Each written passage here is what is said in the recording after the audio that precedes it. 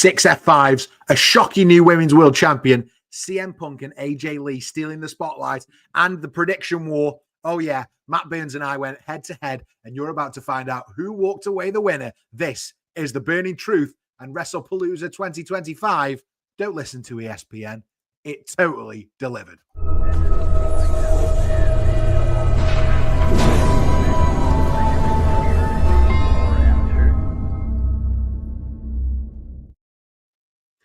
Hey, it's Scott Barratt, and welcome back to The Burning Truth, the home of scorching hot takes and brutally honest wrestling talk. I'm your host, flying solo Sokoa tonight. I'm Scott Barratt, and we're diving deep into the chaos, the carnage, and the curveballs of WWE Wrestlepalooza 2025. And yes, along the way, we're checking in on our predictions versus Matt Burns. Spoiler alert, he might have stolen one over me this time, but we're going to break it down match by match.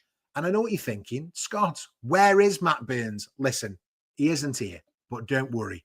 I've got the receipts, I've got the results, and yes, we are going to keep score on those predictions. He isn't very well, and we're letting him have a little bit of time off. So for the first time in 387 episodes, there is no Matt Burns tonight, but, very important but, he's with us in spirit. So let's get into it. The show opened with a fabulous ESPN style hype promo, the final form of sports entertainment. Triple H narrated it. We had pyro erupting, commentary was stacked. We had Wade Barrett, Michael Cole, and then Pat McAfee surprised us with a huge pop, came out to join the commentary desk, and the crowd was really hot on this from the start. It felt massive instantly. The spectacle, the sound, McAfee getting his hometown Raw. The crowd, I thought, was really, really ready for it. And if you're really ready for this review, then make sure you hit that subscribe button just below. It's free to do so. You can get all the information on The Burning Truth. Hit the like, share the video, and I want to know what your thoughts on the event were. So please, please, please get your thoughts in the live chat or in the comments below. We'll love you forever for doing all those things. So yeah. Where did we start? Well, we started with the match that me and Matt Burns predicted last, which was the Beast Brock Lesnar versus John Cena. And this was, 8 minutes 50, not even 9 minutes they got, but it was big fight feel. The show started with a real bang with Brock coming out. It felt big fight. It felt intense straight away. And then John Cena came out with about 30 kids. The last real champion announcement, a really emotional farewell vibe for him.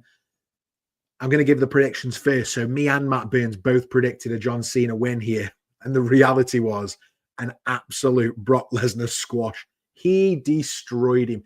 8 minutes 50 of Brock unloading 6 F5s, obliterated him. The ref ate an F5 too.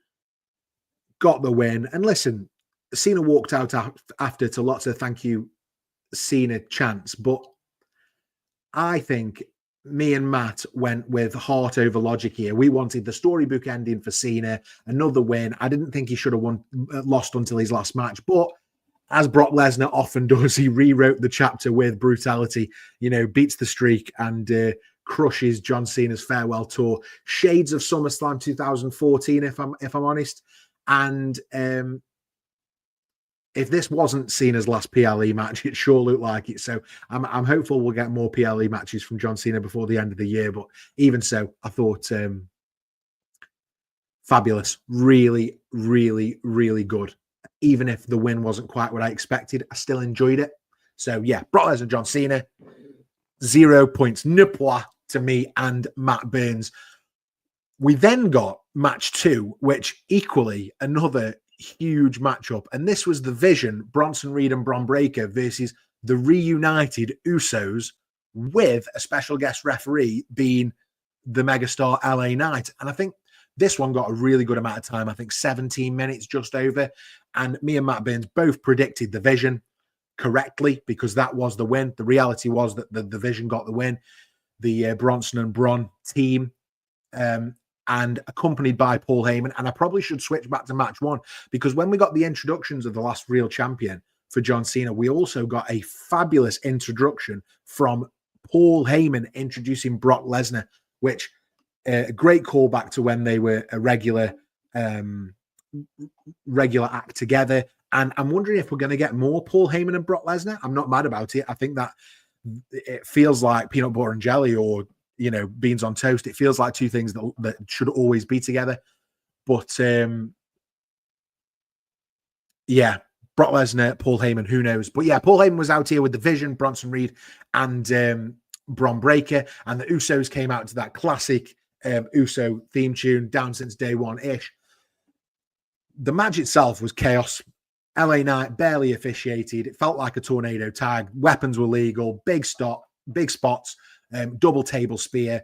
Bronson Reed's tsunami got the win over the Usos. And I think both of us nailed this one. The Vision getting that Heyman stamp. The feud isn't over. Great energy.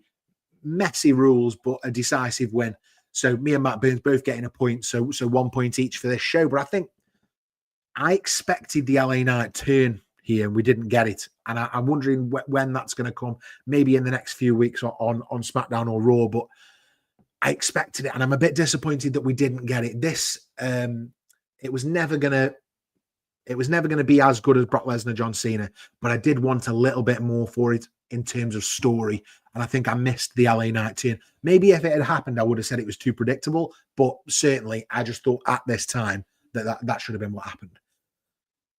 And that moves us nicely into match 3, which was the first and probably only prediction that me and Matt differed on for this show, which was Stephanie Vaquer versus Io Sky for the vacant Women's World Championship. And this title was vacated due to Naomi being pregnant. Congratulations, Naomi. Fantastic. But we still need a Women's World Champion for the Raw brand.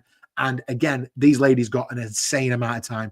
20 minutes on a PLE to go out there, two of the best in the world at what they do, and give us an absolute barn burner. Now, I thought Io Sky was going to get the win on this one. I talked about Stephanie Vaquer at length. I think she's an amazing talent, but I honestly believed that we were going to get a slow build up to the Rumble, and she was probably going to be the winner of the Rumble. That hasn't happened. Matt correctly predicted Stephanie Vaquer, and the reality was Stephanie Vaquer got the win. New Women's World Champion. An absolute war. High flying, submissions, stiff shots, the devil's kiss. Vaquer blocked a moonsault, lands a spiral tap for the title. A really emotional post-match with Skybo's Vaquer celebrating with her dad. I loved this. And this is where Matt takes the lead. I thought Io would hang on. Vaquer just arrived in WWE with a rocket strapped to her back. First PLE, I think. First championship. Massive breakout moment for her. But I loved this. If you're going to go back and watch any match from this show, I would go back and watch Vaquer versus Io Sky. I thought it was fabulous booking. I thought letting these two do what they do best, which is go out there and have an absolute barn burner, was the right thing to do. And it just shows how far we've come, right? I mean, the fact that I think this was the best match on the show, goes a long way to saying how far women's wrestling's come in the last 15 years. I genuinely loved this. Thought it was fabulous.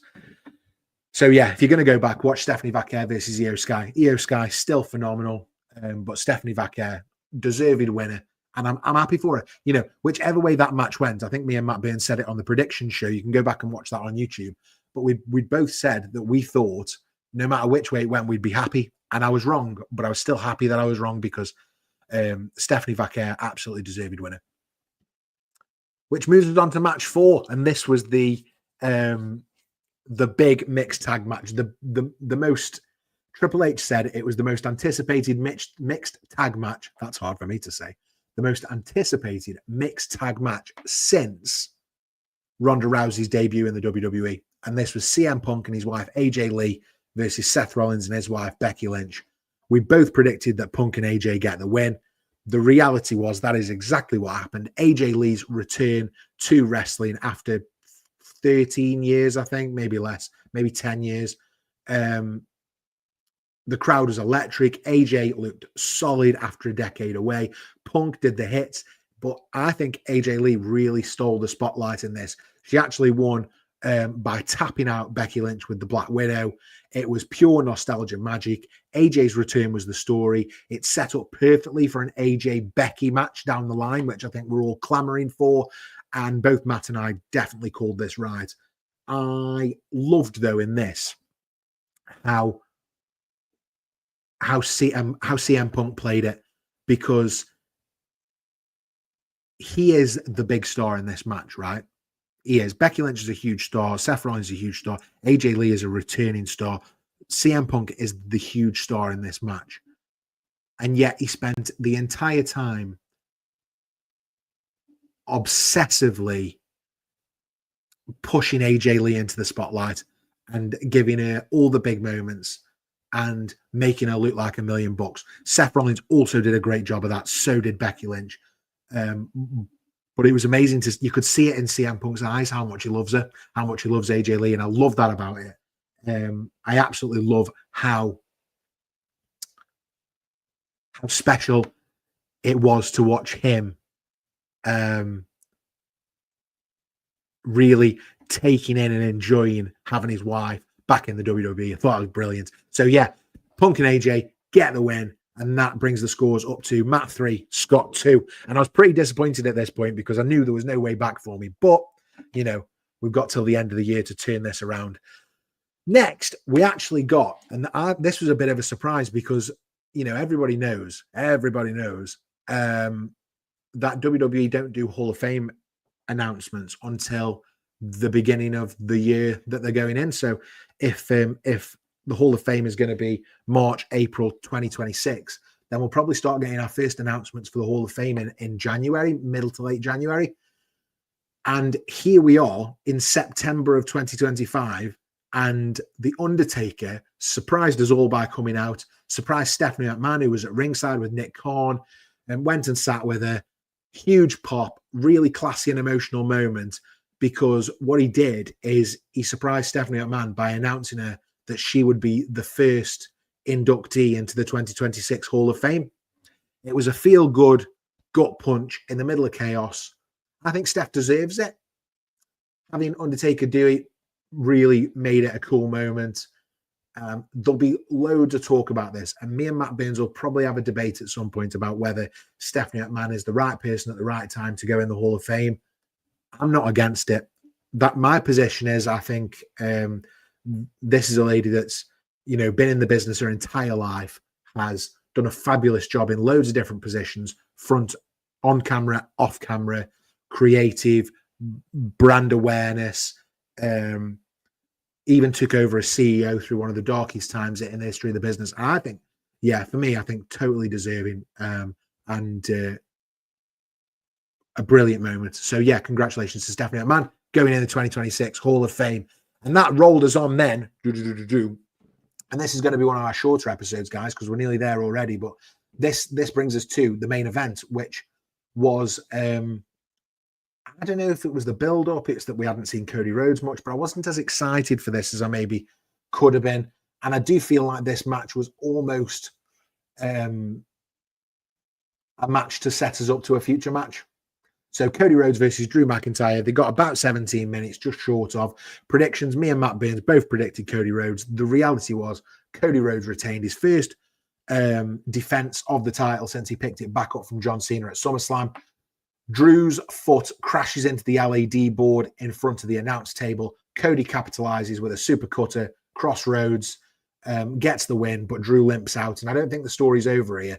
Both of us, me and Matt Burns, we kept it safe here, and it was probably the right call. Cody survives, Drew's protected, the rivalry still got legs. But I think they could have done more with this. I think we should take a little bit of a lead. I know we like to do long-term storytelling, and I know we like to do 2, maybe 3 matches, you know, to get legs out of a feud. So we'll maybe do Cody versus Drew twice, maybe 3 times. And I understand that. I understand all the reasons why. But I also think sometimes we should take a leaf out of this John Cena farewell tour. And sometimes it's okay to just have one match. And sometimes it's okay to get the most out of that match. And I kind of wish we'd done that here. I wanted a bit more from it. You know, if we'd give Cody and Drew half an hour and let them absolutely beat the crap out of each other, loads of near falls, etc., etc., I think could have been a match of the year candidate. These two have got it in them to have a match of the year. Yeah, so I was a bit disappointed that they only got 17 minutes. I say only, it's a good amount of time, but they only got 17 minutes, and it felt like it was just here to get us to whatever the next match will be. Crown Jewel will probably be Seth versus Cody, I think. But what happens with Drew after that? You know, we've got Survivor Series coming up. Who knows where we'll go from there. But that was the predictions, and I'll bring them up on the screen now for you all to see, your lucky things. Scott versus Matt. I'm now on 42 points for the year. Matt on 43. I mean, he's one in front. There is a big forfeit at the end of this. One of us is getting chopped on camera live on YouTube if we lose. So there's a lot resting on it, but there are plenty of PLEs between now and the end of the year. So get your thoughts in. Who's going to win on those predictions in the chat, in the comments below. Do all the good stuff like that. We'll really appreciate it. Am I disappointed? Yes, I am disappointed I'm losing to Matt Burns again after my big comeback this year. But we go again. We keep moving on. And I'm sure, absolutely sure, that we'll bring him back and we'll do the good stuff on him. Now, I did want to touch on a couple more bits. So if you just give me a couple of seconds to pull up my news and notes. And in fact, while I do that, it's probably time that we go to the news.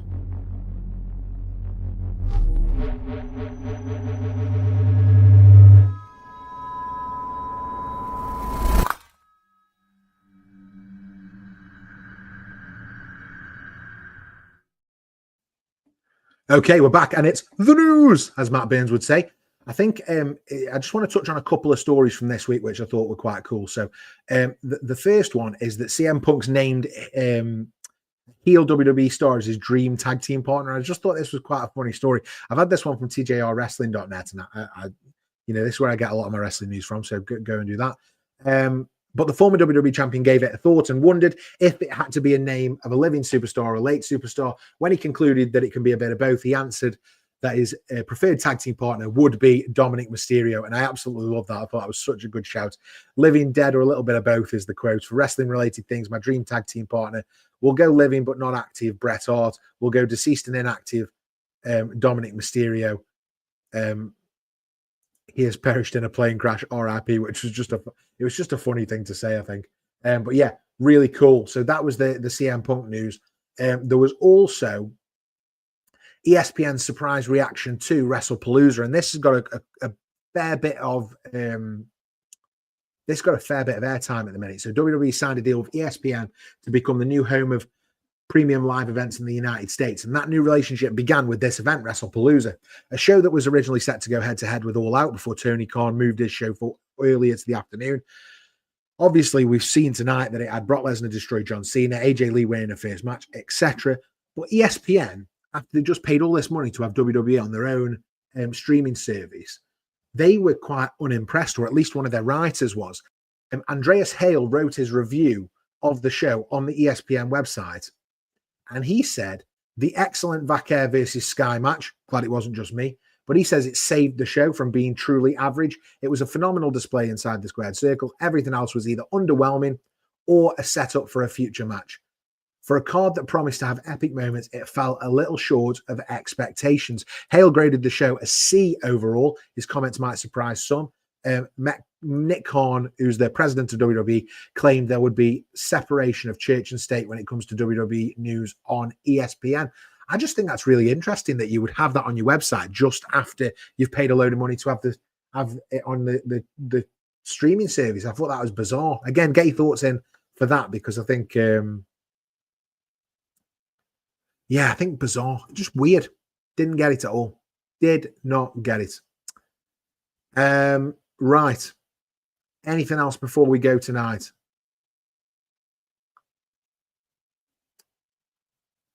Oh, Stephanie McMahon in a Hall of Fame induction. So we did get a quote from Stephanie McMahon after the fact, and she'd been announced, and it was just, she's beyond overwhelmed, and she's really honored to be going in to the Hall of Fame. Yes, that is where I wanted to leave it tonight. So that's really, really cool. And that's it. Short and sweet tonight from me, guys. Wrestlepalooza 2025 in the books. Lesnar destroyed Cena. Vaquer makes history. Punk and AJ are back in business. Cody keeps on surviving. Prediction-wise, fair dues. Matt Burns takes the win this round. 4 out of 5 to my 3 out of 5. He nailed the Vaquer call. I went with my heart on Cena. And hey, sometimes the truth burns you too. But that's why we do it. So, what did you think of Wrestlepalooza? Do you think Cena's done? Is Vaquer the future of the women's division? Drop your thoughts. Tag us on all the socials and let's keep the fire burning. You can find us on all the socials. Just type in The Burning Truth and look for the championship belts just here. You can get on the website, www.theburningtruthuk.com, for all news, notes, blogs, merchandise, all that sort of thing, all there for you to enjoy. I would love you forever if you help us get to 1,000 subscribers below. Hit that subscribe button. It's free to do. Hit the like. Give us a comment, share it with your friends. Do you know what I mean? We're just trying to get all wrestling fans together and have a laugh. That's what we want to do. Me and Matt Burns, we love doing this. We love having fun. And we want to do that for you each and every week. Now, what he would normally say is, enjoy your local wrestling. This is Matt Burns now. This is what he'd say. He'd say, enjoy your local wrestling. He'd say, don't forget to be awesome. And I would say something along the lines of, cheers, guys. Excelsior.